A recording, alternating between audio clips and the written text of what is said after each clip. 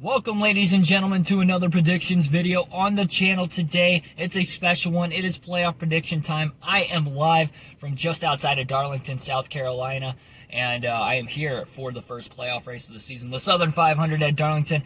But I'm going to give you guys first and foremost my predictions on how the playoffs will run throughout the course of the postseason. These 10 races, I'll give you round by round analysis of drivers who I think will get knocked out in which specific round, and of course my championship 4 picks and my picks to win the championship this season.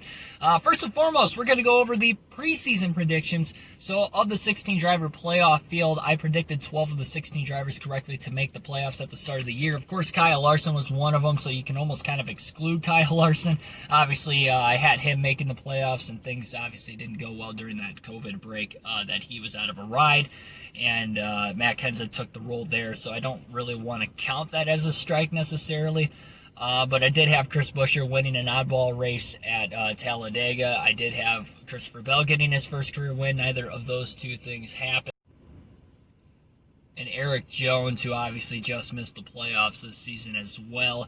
In replace of those drivers, I did not have Cole Custer making it, so I had the wrong rookie there. I did not have Austin Dillon winning a race to get in as well. And I did not have Matt DiBenedetto making it into the playoffs either. So that is going to be that. We're going to leave that in the past, and now we'll go into the present and into the future. So my drivers who I think will be eliminated in the round of 16 are going to be Austin Dillon, Cole Custer, Matt DiBenedetto, and William Byron. So I'm going to briefly go over why those 4 drivers are going to be eliminated in this round of 16. First and foremost, we'll start with William Byron. I know he's on a little bit of a hot streak after winning at Daytona last week, but over the course of the season, he has just not been consistent at all. One of the least consistent drivers coming into the playoffs. I just don't trust that consistency. Hendrick Motorsports, compared to a Stuart Haas of Penske Racing this year, Joe Gibbs Racing, they have been below those 3 teams as well, with Byron probably even over Johnson, because Johnson had those couple of mishaps throughout the course of the year. I think has had the worst car over the course of the season of those 4. And although he's got Chad Knaus on his side, I just don't think that's going to be enough to overcome the odds here. These are some very tough racetracks he's not performed well at, with Richmond and Darlington being the first 2 races, and that is going to, I think, hurt him. So I think he's going to be a first-round exit. I think Matt DiBenedetto is going to be a first-round exit too. I really kind of wanted to change my mind on this because he's a very good short track racer, does have statistical success at Darlington, but with his lack of stage points and playoff points, lack of playoff points throughout the course of the year, I think that's really going to hurt him. I think the driver he almost might hurdle, believe it or not, is Ryan Blaney, because Blaney, I think, is either going to be a round of 16 exit or he is going to be a championship 4 potential driver. Blaney doesn't have success really in his career at both Richmond and Darlington. But he is very good at Bristol. But I just think with that equipment and the team and the cars that they have brought to the racetrack, it's going to just be enough. And the playoff points he has gotten this year will just be enough to edge out Matt DiBenedetto. So don't be surprised if Blaney is in playoff trouble after these first 2 races, or even in this first round in general, and then just easily gets his way to the championship 4, because I think that could very well happen. But I think DiBenedetto is an exit. And then Cole Custer, Austin Dillon only got their way in because of wins this season. Haven't run consistent at all throughout the course of the season. Very hit or miss. I think they'll be pretty easy first round exits. So now into the round of 12, and I'll tell you guys who we have eliminated there. So the drivers I have eliminated in the round of 12 go like this: Alex Bowman, Clint Boyer, Kurt Busch, and Kyle Busch. And I'll give you, again, reasons why I think those guys are going to be eliminated. Clint Boyer, I had him moving on because he is one of the best short track racers in NASCAR. He is really good on road courses. I think he'll be a contender and run in the top 10 most of the day at the Charlotte Roval. But his lack of success on the super speedways lately, I think, is going to kind of derail him at Talladega, and he's hit or miss on the intermediates this year, and obviously in that second round we go to Las Vegas. So that is why I have Boyer. He's obviously got 0 wins this year, lack of consistency throughout the course of the season, although he started performing well at the end of the regular season. Again, that's why I think he's going to make it into the round of 12, but I think he'll be an early exit in the round of 12 as well. Also being eliminated, Alex Bowman. Much like William Byron, just hasn't been consistent. Role reversal of Byron, though. Bowman was very good at the start of the season, even when they first came back from the COVID break. But from midseason on, he has been just lacking any sort of success and momentum. And he actually has one of the worst average finishes coming into the playoffs this season. Despite having a few playoff points, I don't think that's going to be enough to overcome guys like Aric Almirola, who have had success despite not winning races this season and running well and getting a lot of stage points. So I think Bowman is going to be a exit in this round as well. Both the Busch brothers, I think, are going to get knocked out of this round. Kurt Busch and Kyle Busch both lacking, obviously, wins. Neither one of them have won this year, and very few playoff points.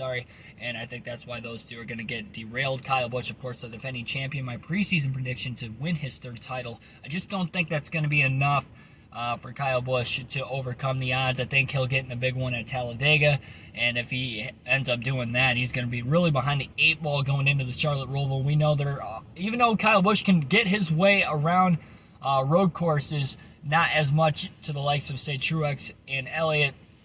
If he's in a must-win situation, I just don't think he's going to overcome those two, and it's going to be too much for Kyle Busch to overcome. So in the end of things, Kyle Busch, my prediction, to be eliminated in the round of 12 along with those other 3. Now, my final 4 predictions. So I'll give you a brief analysis why I think drivers will be eliminated in the round of 8, and then my locks for the final 4. Kevin Harvick, Denny Hamlin, they're absolute locks for the championship 4. In my opinion, obviously we still have to race the races, but the amount of playoff points they have consumed, they basically have a 1-race buffer if something bad goes wrong in any of these rounds. So even without consistency, I think they can get to the championship 4. Harvick, Hamlin, absolute locks. We'll go into drivers that I think will be eliminated in this round. I think we're just going to go Brad Keselowski since this playoff format has come to play. He just hasn't really been able to run well. He's actually only made it to the round of 8 twice, believe it or not, and has not made it to the championship 4 since this format came into play in 2014. I think that will continue here despite being arguably the 3rd best driver this season. I think another Penske driver, Joey Logano, will get eliminated as well. His lack of success towards the second half of the regular season has been pretty brutal. I think he's been the 3rd of the 3 Penske drivers this season.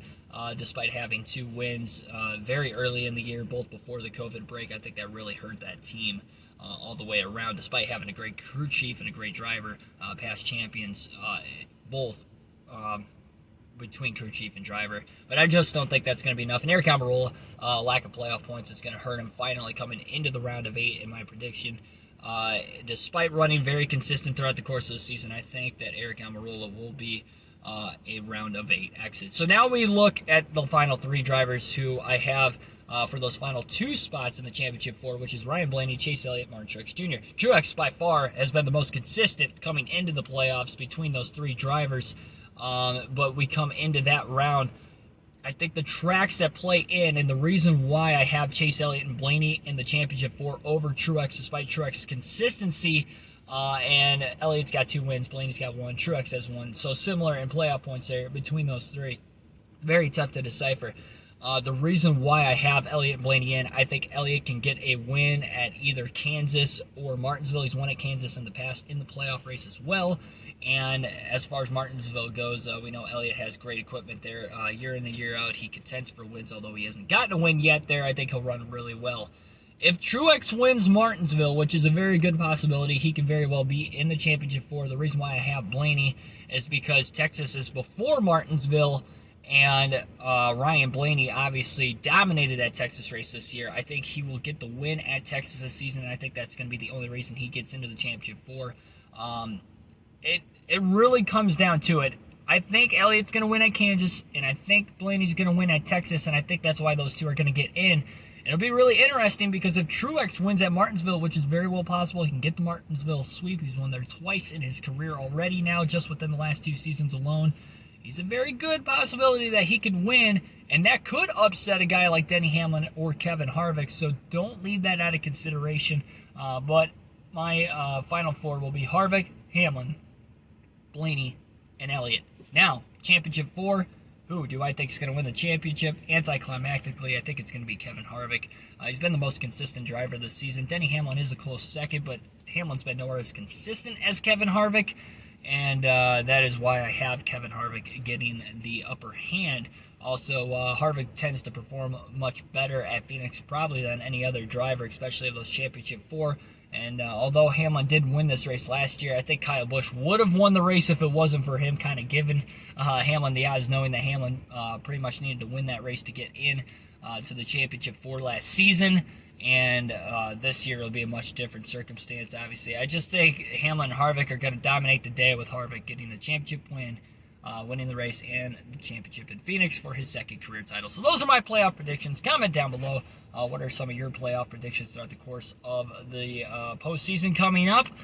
Who is your championship prediction? Who's your championship for? All of that stuff. Like, share, subscribe to the channel. We are growing this very rapidly, and I'll be back to streaming next week. Thanks everybody for tuning in, and I'll see you guys next time.